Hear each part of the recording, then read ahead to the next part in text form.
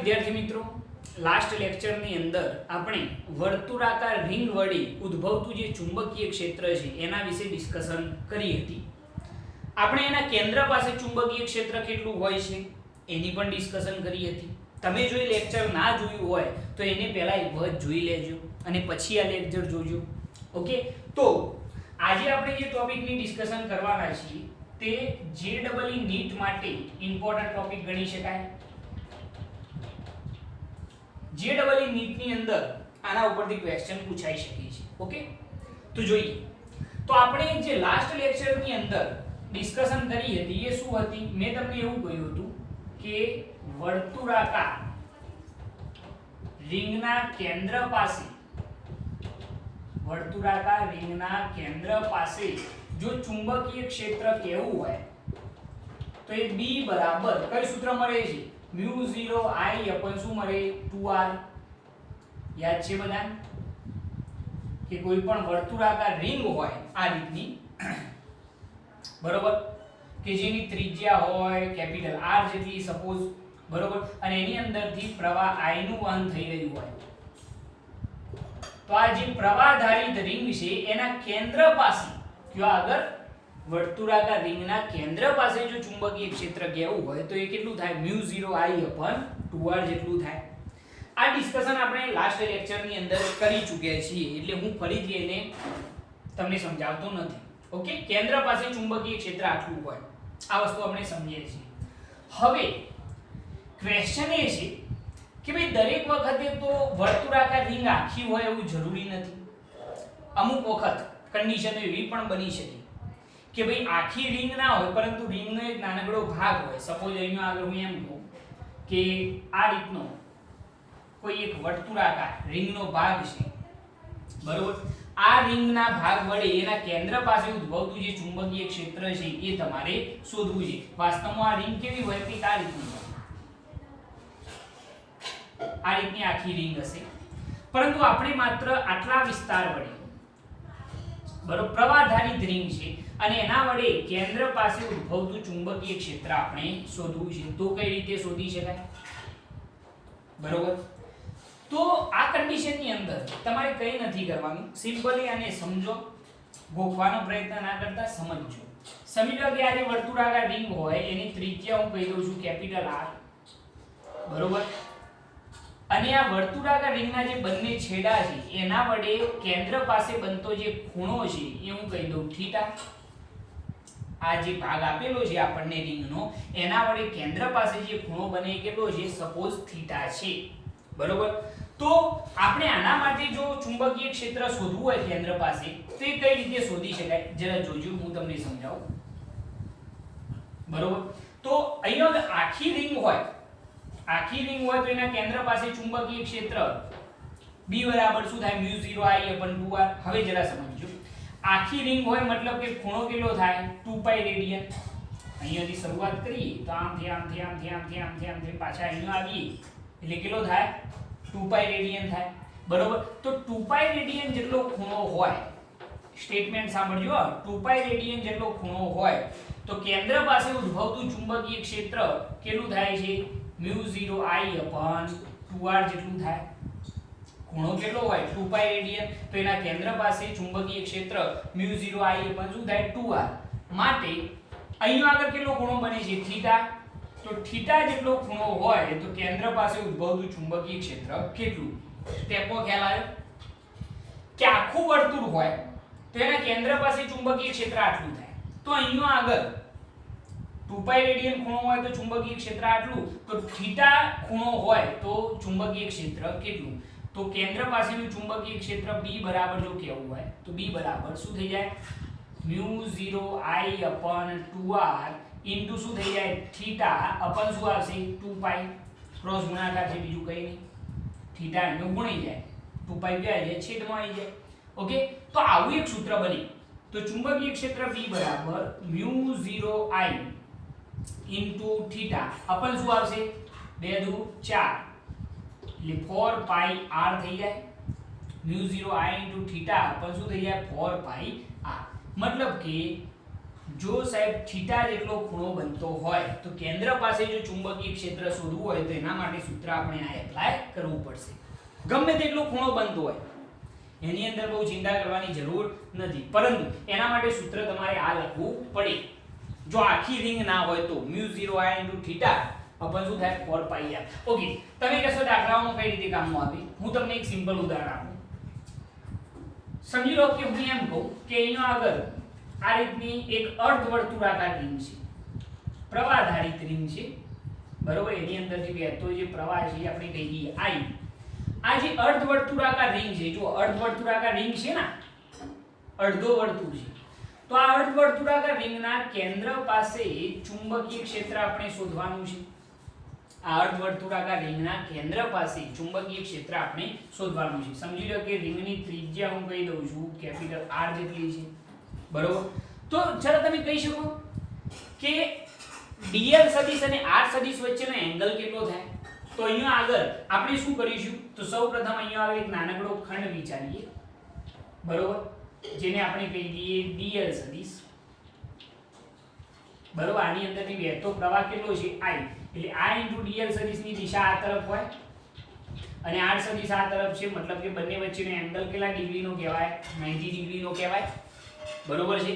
Okay, તો આના ઉપરથી આપણે જો લખવું હોય કે ભાઈ કેન્દ્ર પાસે ચુંબકીય ક્ષેત્ર કેટલું હશે, તો એના માટે સિમ્પલ આઈડિયા આપણે યુઝ કરીશું. પહેલા તો આ જે dl સદિશ લંબાઈનો ખંડ છે, જે પ્રવાહ ખંડ છે I * dl સદિશ, એના વડે કેન્દ્ર પાસે ચુંબકીય ક્ષેત્ર કેટલું હશે એ આપણે શોધીશું. પરંતુ અહીંયા આગળ એક બીજી વસ્તુની વાત કરી લો કે એ વસ્તુ તમારે ધ્યાન રાખવાની છે અહીંયા કે ખૂણો બરાબર ચાપ ભાગ્યા શું થાય? ત્રિજ્યા.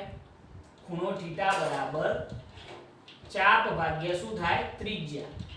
તો થીટા બરાબર ચાપ જે છે વર્તુળાકાર તારની શું વિચારવાની? લંબાઈ, જે આપણે નાનકડો ખંડ વિચાર્યો હોય એની લંબાઈ, બરોબર છે. अपन ત્રિજ્યા શું થઈ જશે? કેપિટલ R, બરોબર. આ સૂત્ર થોડું યાદ રાખજો. હવે ખૂણો બરાબર ચાપ ભાગ્યા ત્રિજ્યા સૂત્ર પરથી જો આપણે કેવું હોય, બરોબર, તો થીટા બરાબર L अपन શું લખાય? R. તો એના ઉપરથી આ જે આપણું સૂત્ર છે ચુંબકીય ક્ષેત્રનું, એ શું થઈ જાય?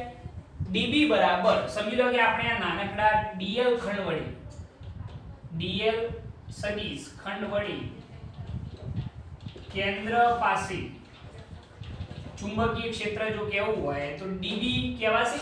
કેમ dB ખબર પડી? કારણ કે નાનકડો ખંડ છે. તો એનું સૂત્ર શું થઈ જાય? આના ઉપરથી લખીએ તો μ0I / 4πr ઇન્ટુ શું આવશે? થીટા. હવે થીટા બરાબર લખવું હોય તો શું લખાય? ચાપ ભાગ્યા ત્રિજ્યા. તો dB બરાબર μ0I / 4πr ઇન્ટુ થીટા બરાબર શું લખીશું?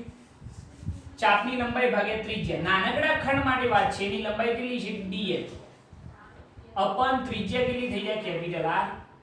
થીટાની જગ્યાએ આ સૂત્ર એપ્લાય કર્યું. આ નાનકડા ખંડની લંબાઈ dl અને ત્રિજ્યા કેટલી? R.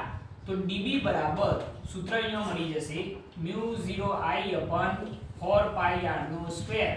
4πr² ઇન્ટુ શું થઈ જાય? dl. આ નાનકડા ખંડ વડે કેન્દ્ર પાસેનું ચુંબકીય ક્ષેત્ર છે. હવે સમગ્ર તાર વડે જો કેન્દ્ર પાસે ચુંબકીય ક્ષેત્ર કેવું હોય, સમગ્ર તાર વડે કેન્દ્ર પાસે ચુંબકીય ક્ષેત્ર જો આપણે કેવું હોય, જેને આપણે B નેટ કહી દઈએ, કુલ ચુંબકીય ક્ષેત્ર, તો શું થઈ જાય? μ0I. હવે જરા જુઓ, આપણે dl સદિશ વડે કેન્દ્ર પાસેનું ચુંબકીય ક્ષેત્ર આ શોધ્યું, તો આવા dl બધા ખંડો જે હોય એના વડે જેટલું પણ ચુંબકીય ક્ષેત્ર હોય બધાનો શું થાય? સરવાળો થાય. અને સરવાળો આપણે સંકલનમાં બતાવી દઈએ તો કુલ ચુંબકીય ક્ષેત્ર B નેટ બરાબર, ચલો સંકલનમાં શું થઈ જાય? dB. dB કોના વડે? dl વડે. આવા dl બધા વડે જે ચુંબકીય ક્ષેત્રો ઉદ્ભવતા હોય નાના નાના, એ બધાનો શું લઈ લીધો આપણે? સરવાળો. તો કુલ ચુંબકીય ક્ષેત્ર B નેટ બરાબર સંકલનમાં dB બરાબર શું લખાશે? તો μ0I / 4πr² ઇન્ટુ શું થઈ જાય? dl. હવે જરા જુઓ કે કુલ ચુંબકીય ક્ષેત્ર B નેટ બરાબર, આની અંદર બધી વસ્તુ કોન્સ્ટન્ટ છે સિવાય કે dl. μ0 કોન્સ્ટન્ટ, પ્રવાહ I પણ કોન્સ્ટન્ટ છે, 4 પાઈ અને ત્રિજ્યા r² પણ કોન્સ્ટન્ટ. તો એ બધા બહાર નીકળી જાય. તો μ0 I upon 4 પાઈ r² સંકલનમાં ખાલી શું વધે dl. તો b નેટ બરાબર μ0 I upon 4 પાઈ r². ચલો dl dl dl બધાનો સરવાળો કરો તો તમને શું મળે? આ અર્ધવર્તુળાકાર રિંગ નું ક્ષેત્રફળ મળી જાય. બરોબર છે. તો અહીંયા આગળ આની લંબાઈ કેટલી થાય? તો આખો વર્તુળ હોય તો એની લંબાઈ એના પરિઘ જેટલી એટલે કે 2πr જેટલી થાય. આખો વર્તુળ હોય તો એની લંબાઈ કેટલી થાય? 2πr જેટલી થાય. પરંતુ અહીંયા અર્ધવર્તુળ છે અને આપણે dl dl બધાનો સરવાળો કરીએ તો એની લંબાઈ કેટલી થાય? πr થઈ જાય. કારણ કે 2πr ભાગે શું કરવા પડે? 2. બરોબર, કારણ કે અડધો વર્તુળ છે એટલે πr થાય. તો અહીંયાથી જુઓ r કેન્સલ, પાઈ પણ કેન્સલ. તો કેન્દ્ર પાસેનું ચુંબકીય ક્ષેત્ર B નેટ બરાબર μ0 I પણ શું થાય? 4r થઈ જાય. બરોબર. તો કેન્દ્ર પાસેનું જે ચુંબકીય ક્ષેત્ર છે એ આપણે મેળવી લીધું μ0 I upon 4r. યાદ રહેશે આ સૂત્ર? બરોબર. શું કર્યું ખ્યાલ આવ્યો? આખો વર્તુળ હોય તો ચુંબકીય ક્ષેત્ર કેન્દ્ર પાસે આવે. બરોબર. કોઈ ખૂણો થીટા બનતો હોય તો એના માટે મેં તમને આ સૂત્ર યાદ રાખવાનું કહ્યું. અને થીટા બરાબર યાદ રાખવાનું, ખૂણો બરાબર શું થાય? ચાપ ભાગ્યા ત્રિજ્યા, બીજું કંઈ નહીં. થીટા બનતો હોય ત્યારે મેં અહીંયા આગળ એક ઉદાહરણ લીધું કે ભાઈ આ રીતનો અર્ધવર્તુળાકાર ચાપ હોય અને એના વડે કેન્દ્ર પાસે ચુંબકીય ક્ષેત્ર શોધવું હોય તો કઈ રીતે શોધી શકાય? તો મેં એવું વિચાર્યું કે એક નાનકડો ખંડ વિચારીએ dl લંબાઈનો અને એના વડે કેન્દ્ર પાસે કેટલું ચુંબકીય ક્ષેત્ર ઉદ્ભવે છે. તો db બરાબર μ0 I upon 4 pi r into theta. આ સૂત્ર એપ્લાય કર્યું. હવે મને ખબર છે કે ખૂણો બરાબર તો શું થાય? ચાપ ભાગ્યા ત્રિજ્યા. ચાપ ભાગ્યા શું થાય? ત્રિજ્યા. ચાપ કેટલો થાય? અહીંયા આગળ આપણે નાનકડા ખંડની વાત કરીએ છીએ તો એ ચાપ એટલે કે એની લંબાઈ કેટલી થઈ જાય? dl upon ત્રિજ્યા શું થાય? r થાય. તો થીટાની જગ્યાએ જો dl upon r. તો db બરાબર μ0 I upon 4 pi r² into શું થઈ ગયું? dl. આ નાનકડા ખંડ વડે ઉદ્ભવતું ચુંબકીય ક્ષેત્ર છે. આપણે સમગ્ર તાર વડે ઉદ્ભવતું શોધવું હોય કેન્દ્ર પાસે તો b નેટ બરાબર સંકલનમાં શું થઈ જાય? db. આ નાના ખંડો જે વિચારીએ બરોબર, અહીંયા આગળ dl dl dl એ બધા વડે કેન્દ્ર પાસે જે ચુંબકીય ક્ષેત્ર ઉદ્ભવે એ બધાનું શું કરી દેવાનો? સરવાળો. તો b નેટ બરાબર સંકલનમાં db. તો b નેટ બરાબર સંકલનમાં db ની જગ્યાએ આ સૂત્ર. આ બધી વસ્તુ કોન્સ્ટન્ટ છે, બહાર નીકળી ગઈ. સંકલનમાં ખાલી શું વધ્યું? dl. બરોબર. હવે dl dl સરવાળો કરીએ તો એની લંબાઈ કેટલી થાય? આખા વર્તુળ માટે લંબાઈ કેટલી થાય? એના પરિઘ જેટલી 2πr. તો અર્ધવર્તુળ માટે કેટલી થાય? ભાગ્યા 2 કરો તો πr થઈ જાય. બરોબર. એટલે કુલ ચુંબકીય ક્ષેત્ર અર્ધવર્તુળાકાર રિંગ માટે કેટલું થાય? μ0 I upon 4r. સૂત્ર યાદ રાખજો. આખું વર્તુળ હોય તો μ0 I upon 2r. જો અડધું વર્તુળ હોય તો μ0 I upon શું થાય? 4r. દાખલાઓની અંદર JEE નીટ માટે તમે આને સીધો ઉપયોગ કરી શકો. જો આખું વર્તુળ હોય તો મગજમાં એક વસ્તુ ક્લિયર કે ભાઈ સૂત્ર કયું? μ0 I upon 2r કેન્દ્ર પાસે. પરંતુ જો અર્ધવર્તુળ હોય તો કેટલું થાય? μ0 I upon 4r થઈ જાય. ઓકે. હવે જરા જો એક બીજો કિસ્સો જોઈએ. આને નોટ કરી લેજો તમે. બરોબર. ચલો અહીંયા જ લખીએ. અહીંયા લખીએ. હવે જરા જો સૂત્ર તો યાદ રહી ગયું μ0 I into theta upon 4 pi r. આને લખીએ. ચલો હવે એક કન્ડિશન હું તમને એવી કહું કે સપોઝ આ રીતની એક સ્થિતિ હોય, આ રીતનો વિસ્તાર તમને આપેલો હોય, આ રીતનો. બરોબર છે? આ રીતનો. અને તમને એમ કહ્યું હોય કે ચલો ભાઈ કેન્દ્ર પાસે ઉદ્ભવતું ચુંબકીય ક્ષેત્ર શોધો. આ રીતનો. બરોબર. આ એક આખો વર્તુળ છે પરંતુ એનો અમુક જ વિસ્તાર મેં અહીંયા આગળ દર્શાવેલું છે અને એના વડે કેન્દ્ર પાસે કેટલું ચુંબકીય ક્ષેત્ર ઉદ્ભવશે એ આપણે શોધવાનું. વાસ્તવમાં જે આખી રિંગ છે એ કંઈક આવી હોય. જુઓ હું તમને બતાવું. આ રીતની રિંગ હશે. થોડું પડતું વ્યવસ્થિત દોરવું પડશે. ઓકે. આ રીતની રિંગ હોય. પરંતુ એના આટલા વિસ્તાર વડે જ કેન્દ્ર પાસે ઉદ્ભવતું જે ચુંબકીય ક્ષેત્ર છે એ આપણે શોધવાનું છે. આની ત્રિજ્યા જે છે એ આપણે કહી દઈએ. ત્રિજ્યા જે છે કેટલી કેપિટલ R છે. ત્રિજ્યા જે છે કેટલી છે કેપિટલ R. અને આટલા વિસ્તાર વડે કેન્દ્ર પાસે કેટલું ચુંબકીય ક્ષેત્ર હશે એ આપણે શોધવાનું. આની અંદરથી વહેતો જે પ્રવાહ છે આપણે કહી દઈએ I. તો આ નાનકડા ખંડ dl સદિશ વડે કેન્દ્ર પાસે ઉદ્ભવતું જે ચુંબકીય ક્ષેત્ર છે એ આપણે ઈઝીલી શોધી શકીએ. I * dl સદિશની દિશા તમે સમજી શકો છો. આ દિશામાં હશે અને ત્રિજ્યા R આ દિશામાં છે. બંને વચ્ચેનો એંગલ ફરીથી કેટલો 90 ડિગ્રી. તો કંઈક ના કંઈક ચુંબકીય ક્ષેત્ર હશે. તો એના માટે સૂત્ર કયું? આના જ પ્રોસેસ, બીજું કંઈ નહીં. આ dl વડે કેન્દ્ર પાસે ઉદ્ભવતું ચુંબકીય ક્ષેત્ર આ બરોબર. થીટા બરાબર શું લખાય? dl/r. તો db બરાબર μ0I/4πr² ઇન્ટુ શું થઈ જાય? dl થઈ જાય. હું સીધે સીધું આ સૂત્રનો યુઝ કરું છું. જો કે dl ખંડ વડે કેન્દ્ર પાસે ચુંબકીય ક્ષેત્ર જો આપણે કહેવું હોય તો db બરાબર μ0I/4πr² ઇન્ટુ શું થાય? dl. ખબડિયાની અંદર આ dl વડે કેન્દ્ર પાસે ઉદ્ભવતું ચુંબકીય ક્ષેત્ર છે, પરંતુ સાહેબ આપણે તો સમગ્ર તાર વડે શોધવાનું છે. તો સમગ્ર તાર વડે કેન્દ્ર પાસે ચુંબકીય ક્ષેત્ર જો આપણે કહેવું હોય તો b નેટ બરાબર કેટલું થાય ભાઈ? સંકલનમાં શું કરવાનું? db. આ નાના નાના ખંડો વડે જે ચુંબકીય ક્ષેત્રો હોય બધાનો શું કરવાનો? સરવાળો. મેથડ એના એ. ચલો db હોય તો dbr હે. જેટલી વસ્તુ કોન્સ્ટન્ટ હોય બધી બાર. તો μ0I/4πr² કોન્સ્ટન્ટ. તો સંકલનમાં ખાલી શું આવે? dl. તો કુલ ચુંબકીય ક્ષેત્ર B નેટ બરાબર μ0I/4πr². ચલો dl બધાનો સરવાળો કરો કેટલો મળે ભાઈ જવાબ? તો અડધું વર્તુળ હોય તો એની લંબાઈનો આપણે સરવાળો કરતા જઈએ તો આપણને કેટલો મળતો હતો? πr. આખું વર્તુળ હોત કેટલો? 2πr. અર્ધ વર્તુળ હોત કેટલો થાય? πr. અને આ અડધા વર્તુળનો પણ અડધો ભાગ છે, એટલે આની જે લંબાઈ છે એ કેટલી થઈ જાય? તો πr/2 થઈ જાય. અર્ધ વર્તુળ કરતો એ અડધી થઈ જાય.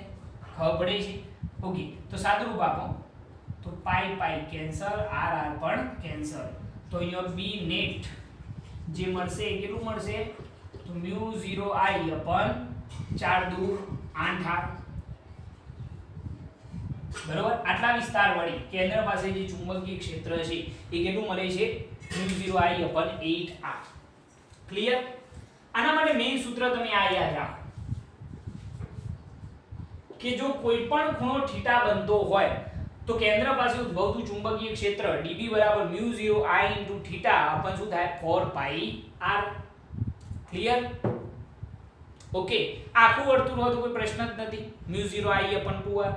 પરંતુ કોઈ ખૂણો બનતો હોય તો એના માટે સૂત્ર આ. અને પછી ખૂણો બરાબર ચાપ ભાગ્યા ત્રિજ્યા તમારે એપ્લાય કરી દેવાની, એટલે આ સૂત્ર મળી જાય. અને પછી તો કામ સિમ્પલ. કુલ ચુંબકીય ક્ષેત્ર માટે શું લઈ લેવાનું? સંકલન લઈ લેવાનું. ઈઝીલી તમને આ જવાબ મળી જશે. આ કોન્સેપ્ટ એમના માટે છે જે લોકો JEE નીટની પ્રોપર તૈયારી કરતા હોય તો એ લોકો માટે આ થોડી મહત્વની વસ્તુ રહેશે. Okay, perfect. આને નોટ કરી લો આને. જવા દઈએ 1 2 3 4 જરા જો. હવે આપણે થોડાક ઉદાહરણ જોઈએ. દાખલા પર જોઈ જવા પડશે ને ભાઈ. એમનામ આપણે આગળ વધી જઈએ થિયરીઓની અંદર તો મજા આવશે નહીં. તો જોઈએ આપણે દાખલો. ઉદાહરણનો એક દાખલો જોઈએ. ઉદાહરણ 4.4 સુધી તો આપણે ગણેલું છે, બરોબર ને? 4.4 સુધી તો આપણે ગણેલો છે. તો 4.5 જો. ચલો 4.5 ની અંદર શું કહ્યું છે જો. એવું કહેલું છે કે સૂક્ષ્મ ખંડ ડેલ્ટા L સદિશ બરાબર, તમે NCERT ની અંદર રકમ જોજો, હું લખતો નથી રકમ. ઉદાહરણ 4.5 સૂક્ષ્મ ખંડ ડેલ્ટા એલ સદિશ બરાબર delta X into I caret ને ડેલ્ટા એલ સદિશ બરાબર શું આપેલું છે delta X into I caret જે મતલબ કે કઈ એક્સ ની દિશા હશે તો એક્સ અક્ષની દિશા બરોબર ડેલ્ટા એલ સદિશ બરાબર delta X into I caret ને ઉદ્ગમ બિંદુ પર મૂકેલો છે અને તેમાંથી મોટો વિદ્યુત પ્રવાહ કેટલો વિદ્યુત પ્રવાહ વહે છે તો 12 એમ્પિયર સોરી 10 એમ્પિયર આની અંદરથી 10 એમ્પિયર વિદ્યુત પ્રવાહ વહે છે પસાર થાય છે જે આકૃતિમાં દર્શાવેલું છે y અક્ષ પર 0.5 મીટર અંતરે y અક્ષ પર કેટલા 0.5 મીટર અંતરે કઈ અક્ષ પર તો y અક્ષ પર 0.5 મીટર અંતરે ચુંબકીય ક્ષેત્ર કેટલું હશે એ આપણે શોધવાનું છે અહીંયા ડેલ્ટા x બરાબર આપણને આપેલા છે 1 સેન્ટીમીટર એટલે કે 10 ની -2 ઘાત મીટર આપણને અહીંયા આગળ આકૃતિ પણ આપેલી છે સમજી લો કે આપણે કહી દઈએ આ આપણી x અક્ષ અને આ કહી દઈએ આપણી y અક્ષ બરોબર ડેલ્ટા l સદિશ બરાબર delta x into i caret કઈ x ની દિશામાં છે ભૈયા x અક્ષની દિશામાં i કેરેટ છે એટલે ખબર પડી જાય કે અહીંયા આગળ જે નાનકડો પ્રવાહ ખંડ વિચારવામાં આવ્યો છે બરોબર એ ડેલ્ટા l બરાબર કેટલા છે ડેલ્ટા x આપણને આપેલા છે ડેલ્ટા x કેટલા છે 1 સેન્ટીમીટર તો 10 ની -2 ઘાત મીટર છે આની લંબાઈ બરોબર છે હવે આની અંદરથી જે પ્રવાહ વહે છે આ દિશામાં જે પ્રવાહ વહી રહ્યો છે એ પ્રવાહ પણ આપણને આપેલો છે જે પ્રવાહ વહે છે I બરાબર કેટલો છે 10 એમ્પિયર હવે એમ કહ્યું છે કે ભાઈ અહીંયા આગળ તારની y અક્ષ પર કેટલા અંતરે 0.5 મીટર અંતરે એટલે કે તારથી 0.5 મીટર અંતરે r બરાબર 0.5 મીટર અંતરે આવેલું સમજી લો કે p બિંદુ છે y અક્ષ પર આ p બિંદુ પાસે ઉદ્ભવતું જે ચુંબકીય ક્ષેત્ર છે એ આપણે શોધવાનું છે બરોબર તો આપણે શોધી કાઢીએ સિમ્પલ આઈડિયા છે બરોબર તો અહીંયા આગળ શું છે પહેલા એટલું તો ખ્યાલ આવી ગયો કે ડેલ્ટા l બરાબર ડેલ્ટા x ઇન્ટુ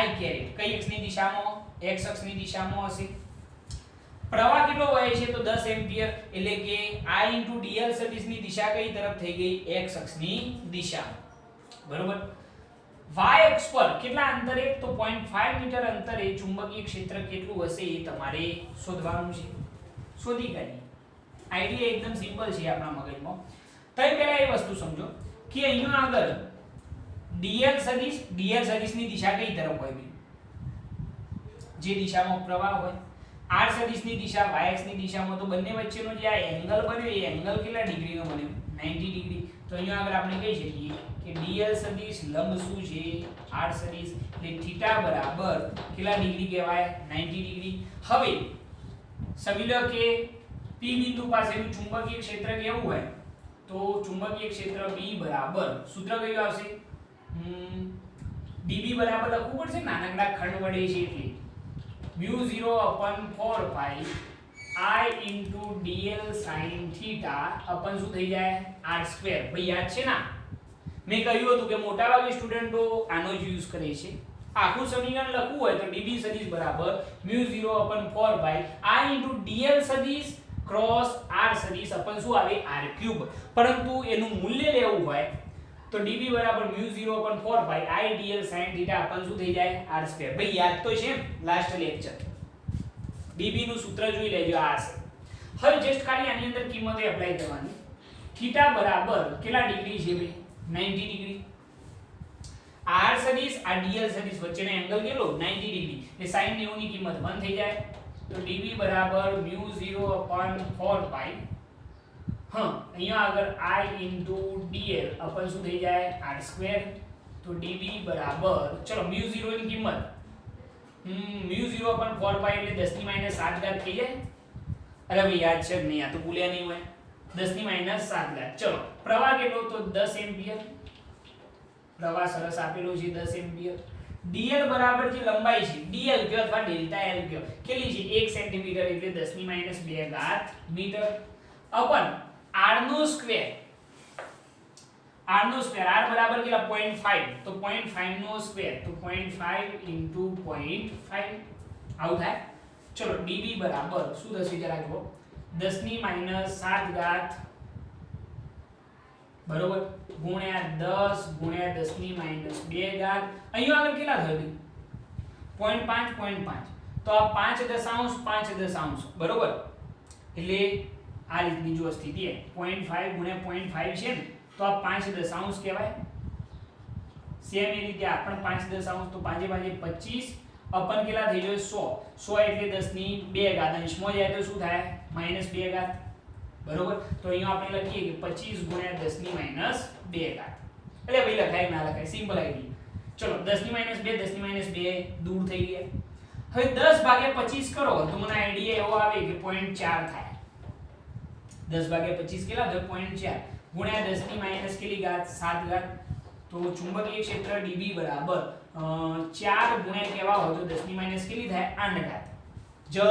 જમણી બાજુ ખસી ને દશાંશ તક એટલે ઘાત ઘટે, તો 4 ગુણ્યા 10 ની માઈનસ 8 ઘાત શું થઈ જાય ટેસ્લા. તો આટલું ચુંબકીય ક્ષેત્ર P બિંદુ પાસે હશે. હવે એની દિશા કઈ તરફ હશે? હવે દિશા તમે ઈઝીલી શોધી શકો બરોબર. દિશા શોધવા માટે જમણા હાથના અંગૂઠાના નિયમનો યુઝ કરો, right hand palm rule use કરો. જે દિશામાં પ્રવાહ વહેતો હોય એ દિશામાં અંગૂઠો બરોબર, અંગૂઠો મૂક્યો એટલે હવે મૂક્યો બરોબર. હવે P બિંદુ તરફ તમે ઓગળિયું ફેરવો તો કઈ તરફ આવશે ભાઈ આમ બહારની દિશામાં, એટલે કે z અક્ષની દિશામાં હશે. તો અહીંયા આપણે લખી શકીએ છીએ કે જમણા હાથના અંગૂઠાના નિયમ પરથી, જમણા હાથના અંગૂઠાના નિયમ પરથી ચુંબકીય ક્ષેત્ર z અક્ષની દિશામાં, z અક્ષની દિશામાં કઈ તરફ હશે તો બહાર તરફ હશે. ચુંબકીય ક્ષેત્ર z અક્ષની દિશામાં કઈ તરફ હશે બહાર તરફ હશે. Simple idea. અથવા તો પછી dl સદિશ આમ r સદિશ આમ, તે જમણા હાથનો સ્ક્રૂ મૂકો તો ખબર પડે ના પડે ભાઈ જરા જોજો. dl આમ છે પ્રવાહની દિશામાં, r સદિશ આમ છે, તો dl થી r તરફ ફેરવો સ્ક્રૂ ને આમ, તો સ્ક્રૂ કઈ તરફ નીકળે ભાઈ બહારની તરફ. એટલે ચુંબકીય ક્ષેત્ર પૃષ્ઠની કઈ તરફ હશે બહાર તરફ હશે. ક્લિયર? આને નોટ કરો, સિમ્પલ છે દાખલો 4.5. એના પછી આપણે જોઈએ 4.6, ફટાફટ નોટ કરો.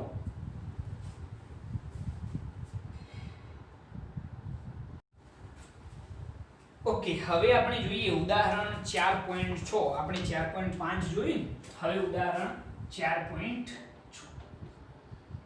બહુ સરસ ઉદાહરણ છે, જરા ધ્યાન રાખજો. Most IMP.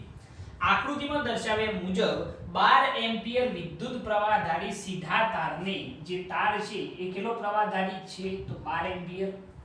12 એમ્પિયર વિદ્યુત પ્રવાહધારિત સીધા તારને 2 સેન્ટીમીટર ત્રિજ્યાના અર્ધવર્તુળાકાર ચાપમાં વાળેલો છે. કેટલી ત્રિજ્યાના તો r બરાબર 2 સેન્ટીમીટર, જેને મીટરમાં લખીએ તો 2 ગુણ્યા 10 ની માઈનસ 2 ઘાત મીટર.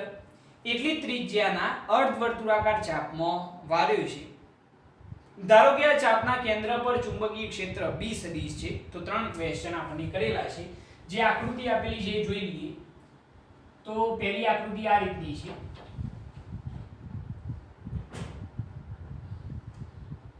બરોબર. આ રીતની પહેલી આકૃતિ છે. પ્રવાહધારી તાર છે, આની અંદરથી વહેતો પ્રવાહ જે છે I છે બરોબર. આ પહેલી આકૃતિ. બીજી આકૃતિ કંઈક આવી આપેલી છે, આના કરતો બિલકુલ ઉલટી. આની અંદરથી પણ વહેતો પ્રવાહ કેટલો છે I જેટલો જ છે બરોબર.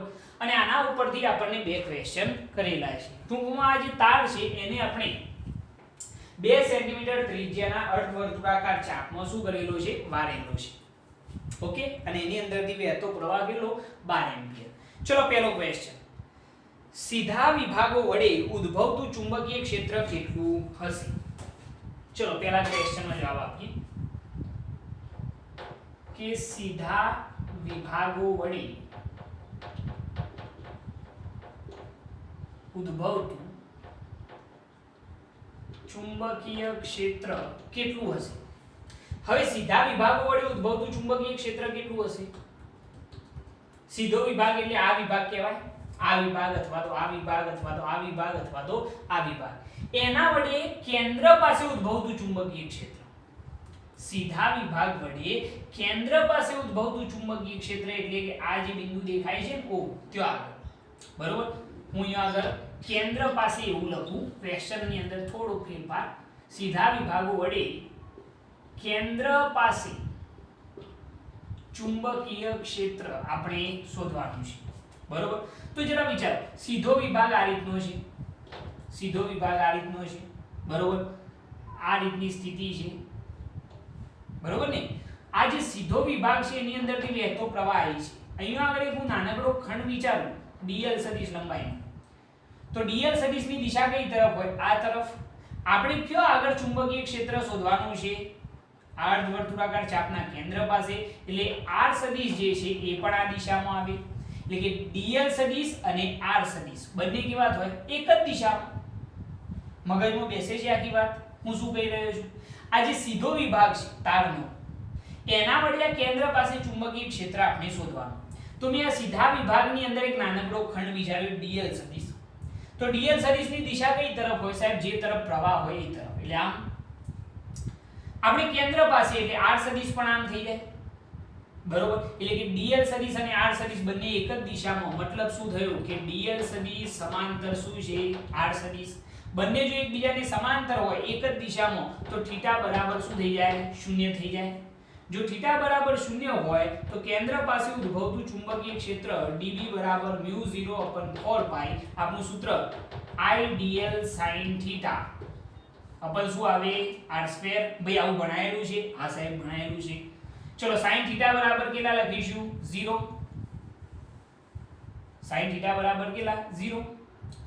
તો અહીંયા આગળ sin 0 ડિગ્રી sin 0 ની કિંમત કેટલી થઈ જાય? 0. એટલે આ તો ગયા. 0 ગુણ્યા કોઈ પણ સંખ્યા હોય એટલે જવાબ કેટલો થાય? 0 થાય, બરોબર. તો આ નાનકડા ખંડ વડે આ જે તાર છે આખો એના નાનકડા ખંડ વડે અહીંયા આગળ ચુંબકીય ક્ષેત્ર 0 થયું. તો સમગ્ર સીધા તાર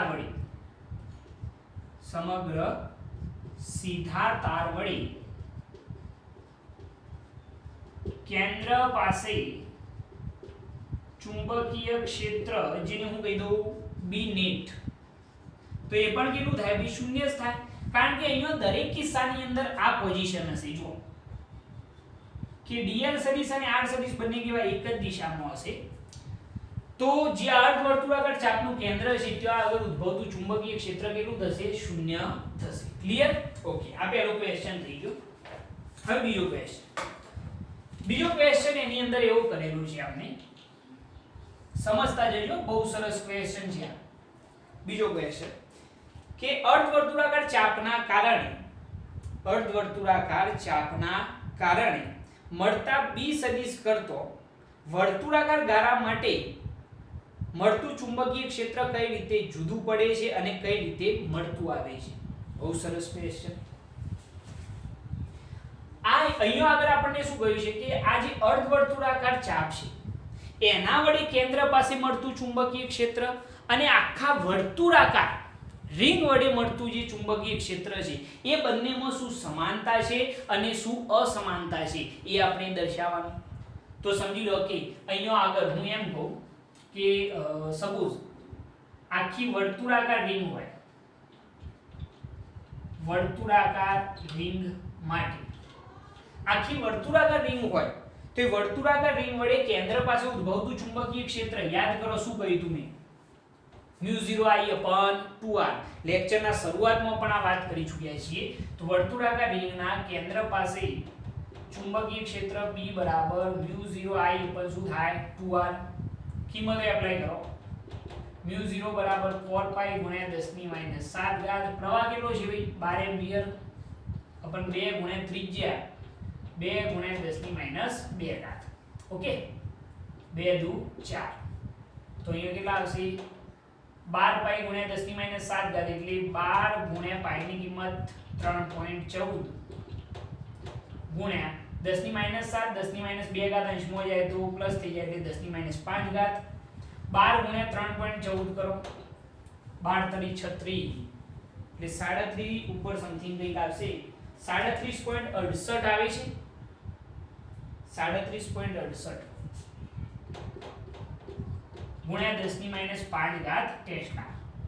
તો આ કોના વડે કેન્દ્ર પાસે ઉદ્ભવતું ચુંબકીય ક્ષેત્ર હોય તો આખી વર્તુળાકાર રિંગના લીધે કેન્દ્ર પાસે ઉદ્ભવતું ચુંબકીય ક્ષેત્ર છે। જો અર્ધવર્તુળાકાર રિંગ માટે કેવું હોય અર્ધવર્તુળાકાર રિંગ માટે કેન્દ્ર પાસે ઉદ્ભવતું ચુંબકીય ક્ષેત્ર દેખાય છે ભઈ કમ્પ્લીટ ઉપર આ દેખાય છે। જો અર્ધવર્તુળાકાર રિંગ હોય તો કેન્દ્ર પાસે ઉદ્ભવતું ચુંબકીય ક્ષેત્ર આપણે લેક્ચરની શરૂઆતમાં જ એની વાત કરી કે અર્ધવર્તુળાકાર રિંગ હોય તો કેન્દ્ર પાસે ઉદ્ભવતું ચુંબકીય ક્ષેત્ર કેટલું થાય μ0I/4r। ટૂંકમાં જો યાદ રાખવું હોય તો તમે આ રીતે રાખી શકો કે આખી રિંગ વડે કેન્દ્ર પાસે ઉદ્ભવતું ચુંબકીય ક્ષેત્ર કેટલું μ0I/2r બરોબર। હવે અર્ધવર્તુળાકાર રિંગ હોય તો ભાગ્યા 2 કેટલા થાય 2 છેદમાં એટલે 4 આવું થાય કે ના થાય જુઓ આખી રિંગ હોય બરોબર તો μ0I પણ શું થાય 2r। જો અર્ધવર્તુળાકાર રિંગ હોય તો ભાગ્યા શું થઈ જાય 2 એટલે આ કેટલી થઈ જાય μ0I પણ શું થઈ જાય 4r બરોબર। જસ્ટ ખાલી આટલો જ વિસ્તાર હોય અડધા વર્તુળ કરતો પણ અડધો તો શું થાય હજી ભાગ્યા 2 એટલે શું થાય μ0I/8r થઈ જાય। આપણે લેક્ચરની શરૂઆતમાં જે ચર્ચા કરી મેં તમને આખું સમજાવ્યું છે કે કઈ રીતે આવે પરંતુ આ રીતે શોર્ટમાં યાદ રાખી શકો કે આખી રિંગ હોય તો μ0I/2r પરંતુ જો અડધી જ રિંગ હોય તો એના ભાગ્યા 2 એટલે કેટલા થઈ જાય μ0I/4r અને જો માત્ર એના કરતો પણ અડધી હોય તો μ0I પણ શું થાય 8r બરોબર છે એટલું તમે યાદ રાખી શકો છો।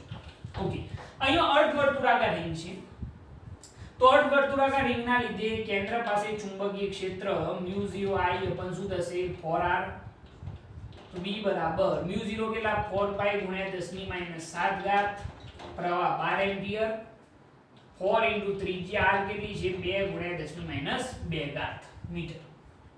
ચલો 4 તો ગયા 2 × 12 તો 6π એટલે 6 ગુણ્યા π ની કિંમત 3.14 ગુણ્યા 10 ની માઈનસ કેટલી ઘાત થઈ જશે 5 ઘાત તો અહીંયા સાદુરૂપ આપશો એટલે 6 તરી 18 એટલે કેટલી થશે એક્ઝેક્ટ 18.84 સમથિંગ થાય છે ગુણ્યા 10 ની -5 ઘાત લગભગ કેવી હોય ને લગભગ ની એક્ઝેક્ટ તો અર્ધવર્તુળાકાર રિંગ જે છે એનું ચુંબકીય ક્ષેત્ર વર્તુળાકાર રિંગ કરતો બિલકુલ કેવું હોય અડધું હોય આખી રિંગનું કેટલું આટલું બરોબર તો અડધી રિંગનું કેટલું થાય આના કરતો અડધું એ બંનેમાં શું થઈ ગઈ અસમાનતા સમાનતા શું છે તો બંનેની અંદર ચુંબકીય ક્ષેત્ર એક જ દિશામાં હશે આખી રિંગ હોય અથવા તો અડધી રિંગ હોય અહીંયા હું લખું છું જુઓ સમાનતા શું છે અને અસમાનતા શું છે પહેલી સમાનતા વર્તુળાકાર રિંગ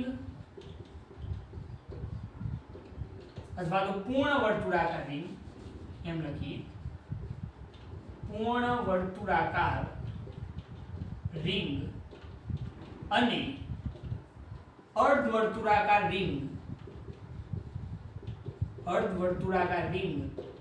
બંનેમાં જમણા હાથના અંગૂઠાના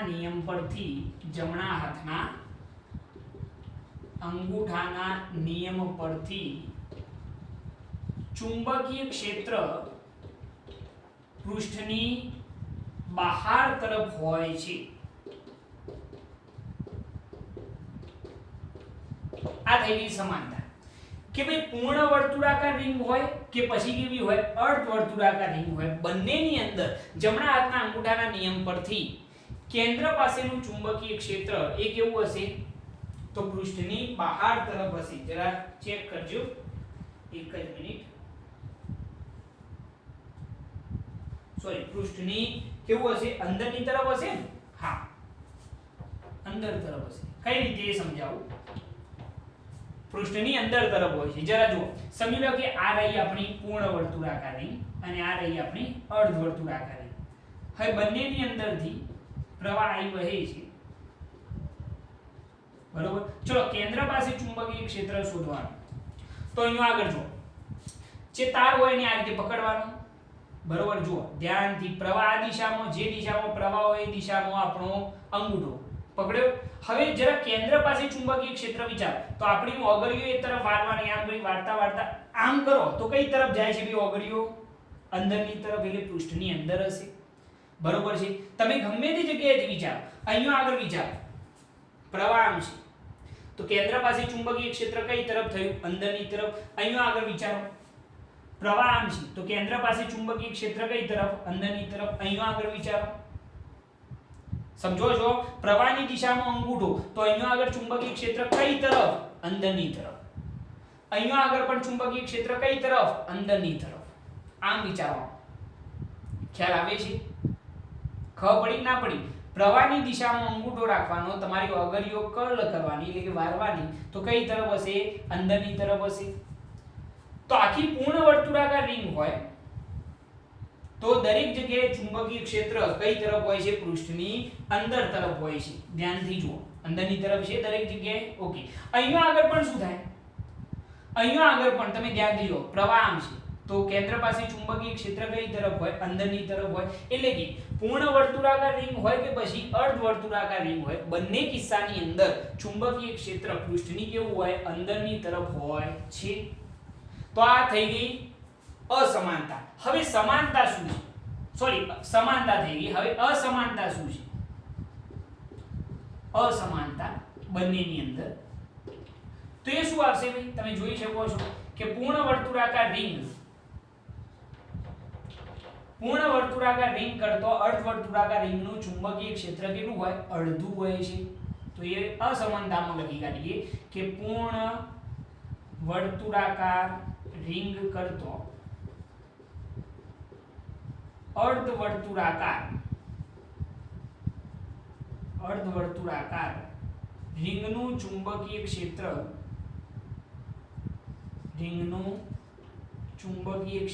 કેટલું હોય છે?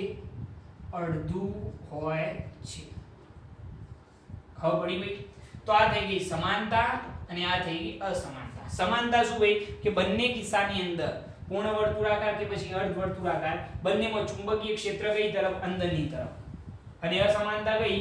પૂર્ણ વર્તુળાકાર રિંગ કરતો અર્ધ વર્તુળાકાર રિંગનું ચુંબકીય ક્ષેત્ર કેટલું હોય? અડધું હોય. ઓકે, આ બીજો ક્વેશ્ચન થયો. હજી ત્રીજો ક્વેશ્ચન આની અંદર બાકી છે, આને નોટ કરી લેજો. આને કાઢી નાખી. ચલો, બે ક્વેશ્ચન થયા. હવે આની અંદર એક ત્રીજો ક્વેશ્ચન પણ પૂછેલો છે. શું કહ્યું છે જરા જુઓ. ત્રીજા ક્વેશ્ચન ની અંદર આકૃતિમાં દર્શાવ્યા મુજબ આ તારને તેટલી ત્રિજ્યાના પરંતુ વિરુદ્ધ દિશામાં અર્ધવર્તુળાકાર ચાપમાં વાળવામાં આવે તો તમારો જવાબ જુદો હશે, એવો ક્વેશ્ચન કરેલો છે. હવે જુઓ, આ જે તાર છે એને કંઈક આ રીતે વાળેલો હોય તો શું થાય ભાઈ? જરા વિચારીને કરો. તારને જો આ રીતે વાળવામાં આવશે તો શું થાય? કેન્દ્ર પાસે ઉદ્ભવતું ચુંબકીય ક્ષેત્ર બદલાશે? બિલકુલ નહીં બદલાય, કારણ કે એની ત્રિજ્યા બદલાતી નથી, પ્રવાહ બદલાતો નથી. બરોબર, તો એના માટે સૂત્ર કયું આવે? આ જ આવશે ને ભાઈ, μ0 i / 4r. કંઈ પણ બદલાય છે?